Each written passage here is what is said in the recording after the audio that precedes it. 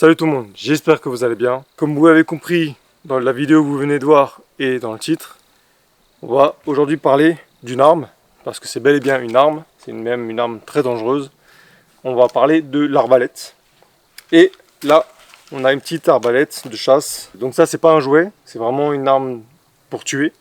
Alors ce sera pour tuer certes du gibier ou tirer sur des cibles. C'est pour vous rappeler que on a aussi dans la forêt en mode survie des possibilités qui sont des armes soit à feu, des armes blanches ou à cordes, comme l'arc ou l'arbalète.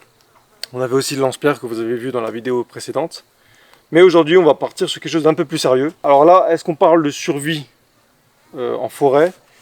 Je pense pas, parce qu'à partir du moment où vous avez une arbalète sur vous, c'est que vous avez une intention. En survie, c'est quand à un moment on part en randonnée, on se perd, on tombe, on se blesse, ça c'est de la survie, ok.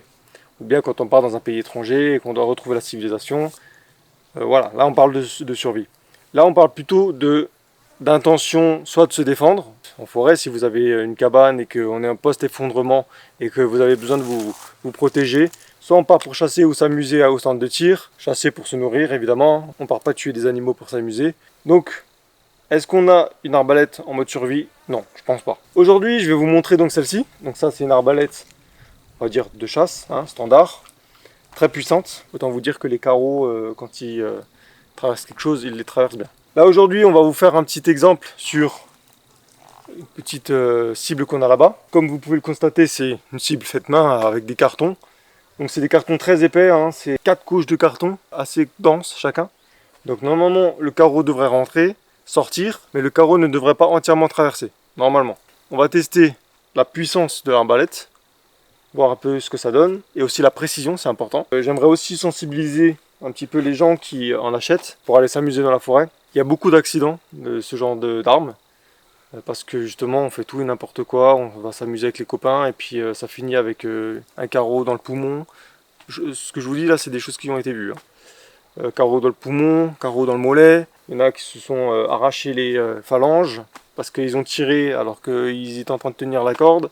Plein de trucs comme ça qui arrivent très très vite, donc faites très très attention. Et n'oubliez pas qu'une arme, au sens général du terme, est toujours considéré comme chargé. Moi, en étant un ancien militaire, je peux vous dire que si on avait le FAMAS, parce qu'à l'époque c'était le FAMAS, si on avait le FAMAS et qu'on le dirigeait vers quelqu'un, même s'il n'y avait pas de bastos dedans, même si le chargeur n'était pas dedans, on se prenait un gros taquet derrière la tête. Parce qu'on doit toujours considérer son arme comme chargée. Donc à partir du moment où vous êtes sur un stand de tir, où vous êtes en forêt avec vos amis, même s'il n'y a pas de carreau dessus, on ne fait pas ça. Là, je le fais pour l'exemple, mais on ne fait pas ça. Partez toujours du principe qu'elle est chargée. Ce que ça va éviter, en fait, vous allez prendre tellement l'habitude de faire « Ah, non, c'est vrai », qu'au bout d'un moment, ça va devenir un réflexe. Et du coup, le jour où vous aurez un carreau dessus et qu'elle sera bandée, et qu'il n'y aura plus la sûreté dessus, que quand vous voudrez vous déplacer, vous n'aurez pas ce mauvais geste qui va arriver parce que vous aurez toujours le réflexe de elle est toujours chargée. Donc, une arme est toujours considérée comme chargée. On va la charger. Donc pour la charger, on met le pied dans la petite cuillère là au bout. On va la prendre comme ça, très proche, pour avoir assez de maintien. Et on va venir la rentrer. Là, vous voyez, il y a une guide. En fait, cette guide permet à ce que quand on tire, la flèche reste bien plaquée contre le rail, là, contre la gouttière. Donc on va aller tirer très fort. Et voilà. Il faut mettre vraiment de la patate. Là, je peux vous dire qu'on le sent passer dans les mains. Et là, elle est bandée. Donc elle est armée. Et quand elle est armée, elle a un système de verrou qui se fait automatique. On ne peut pas tirer, tu vois. C'est un système de verrou, justement, une sûreté, qui permet que si jamais on fait une connerie, sans faire exprès, je la fais tomber ou je regarde dedans ou un truc comme ça, il n'y a pas un couillon qui appuie sur la gâchette, qui se prenne la corde dans les dents, qui finisse avec une mâchoire en moins, avec un nez en moins, ou avec des doigts en moins. Parce que je peux vous dire que là, si je mets la main et que je tire dessus, fini mes phalanges. Hein. Terminé. Donc il faut vraiment faire très très attention, il y a une puissance là-dedans, vous vous rendez même pas compte. On va mettre un petit carreau dessus. Donc pour mettre le carreau, on va bien la glisser là. On a les deux poules et le coq, donc ça s'appelle ça les deux poules, et ça c'est le coq. Le coq est toujours différent. On va le glisser dedans, et hop, on va se mettre en dessous de la guide. Alors ça, faut pas faire par contre. Hein. Mettez jamais votre main comme ça. Ça, c'est un truc vraiment faut éviter. Toujours au-dessus et dans le sens de la corde. Comme ça. Vous voyez ? Et une fois qu'elle est prête, vous voyez qu'elle est embutée, bah c'est prêt. À un moment, le carreau il tombe pas. Ok? Parce que justement, cette guide permet qu'elle ne glisse pas. Donc c'est parti, on va se faire un petit tir dans la cible. La cible est à peu près à 12 mètres. Donc là, on va juste voir comment elle se comporte. Voir si le carreau tire bien droit, si j'arrive bien à tirer au centre de la cible. C'est parti. Déjà, le socle des carreaux, je sais pas comment ça s'appelle. On va dire le fourreau à carreaux. Moi, je le mets là. C'est pas nécessaire, hein. Vous pouvez le retirer. Il y a une petite goupille qui s'enlève sur le côté. Ensuite, hop, vous pouvez le mettre en ceinture sans aucun problème. Donc n'oubliez pas, une arme est toujours considérée comme chargée. Donc là, on bouge plus. On est que en direction de la cible.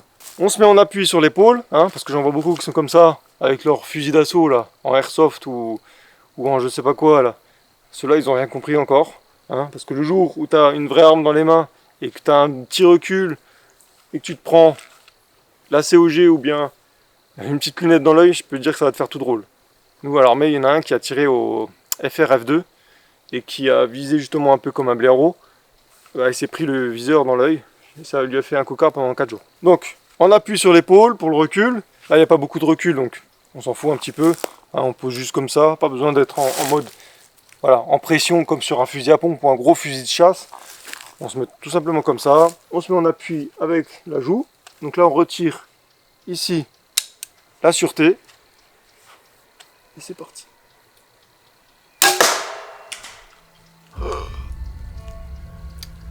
Le carton, c'était du papier. Putain. C'est rentré. Ah, elle est rentrée là. Déjà ça, ajustez votre œilleton. Parce que le mien il n'est pas du tout réglé. Hein. J'ai visé vraiment au jugé. Elle est rentrée là-haut. Par contre, elle est dans l'espace maintenant. Elle est sortie nette. Hein. Il n'y a pas eu un seul gros impact. Elle est vraiment sortie nette. Hein. Elle n'a pas fait de détails. Hein. Elle a traversé les 4 cartons. Je vais essayer de la retrouver.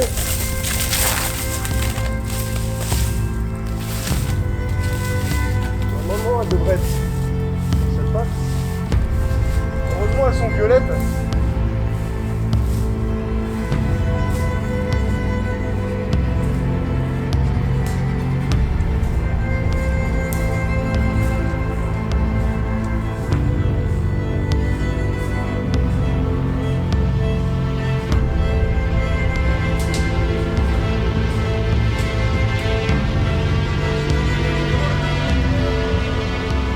Alors inutile de vous dire que quand vous faites des tirs en forêt comme ça, sur des cibles, vous faites bien attention à ce qu'il n'y ait personne derrière, hein, pas des habitations ou des gens. Elle est passée mais comme dans du beurre. Alors si vous voulez, il y a aussi quelque chose qui peut vous aider à charger si jamais vous avez peur de vous éclater les doigts. Donc c'est ça, vous avez 2 petites griffes là, vous les mettez sur la corde, vous essayez de le mettre embuté à l'arrière. En fait vous avez une coulisse là, une guide pour le mettre ici et vous tirez. Voilà. Ça vous évite de vous arracher les doigts. Donc là, je vais viser un petit peu plus bas. Du coup, là juste un petit peu. Pour ce qu'on est un peu mieux là.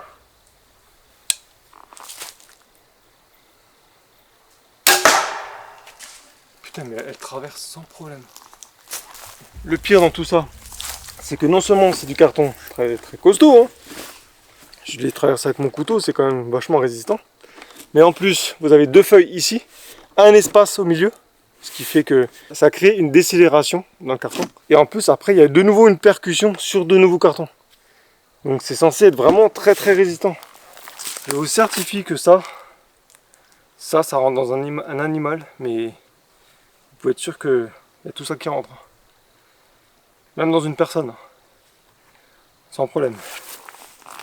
Parce que vu la puissance qu'elle met à traverser le carton et à partir aussi loin, c'est incroyable. Je m'attendais pas à une telle puissance. On va refaire un tir, on va essayer d'ajuster encore un petit peu le visé.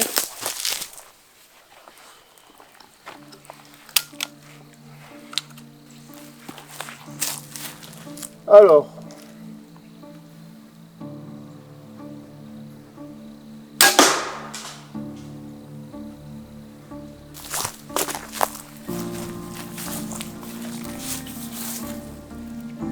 Et la traversée, elle est instantanée. Je vais un petit peu régler l'optique. Parce que là, on n'est pas ouf.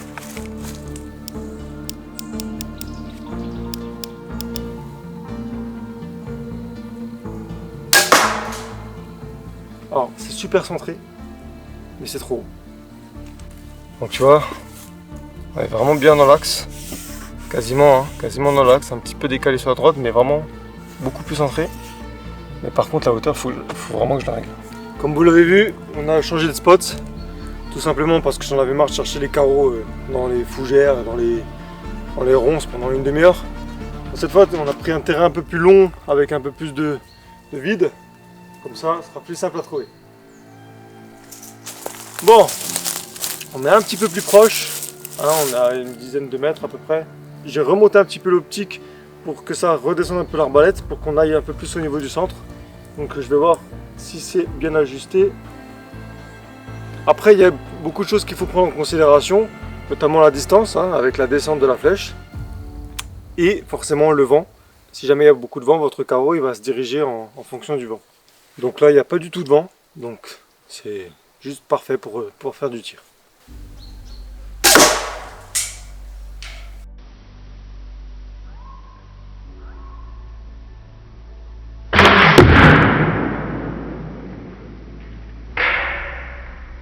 Bon, visiblement, on est un peu trop haut. Hein.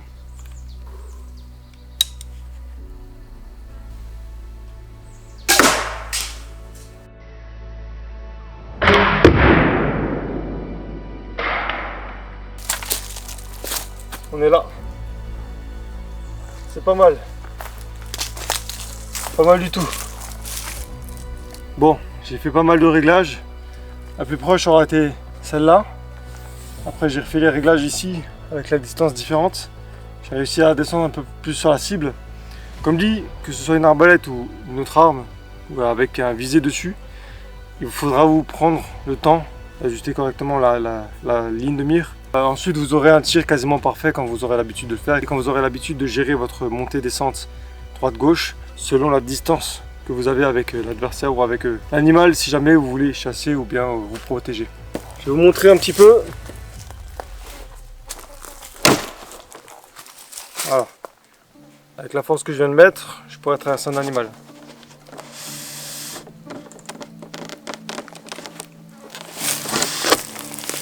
Vu qu'elle passe entièrement, même avec les plumes, et qu'après elle part à un bon 60 mètres, ça vous indique bien la puissance que ça peut avoir, et ça justifie que c'est vraiment une arme mortelle.